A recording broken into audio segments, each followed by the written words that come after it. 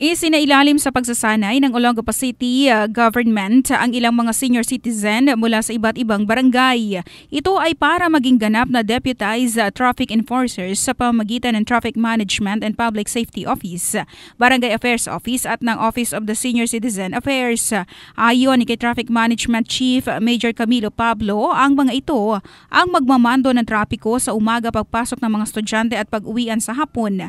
Pero meron pa ring mga tauhan ng OTMPS na aalalay.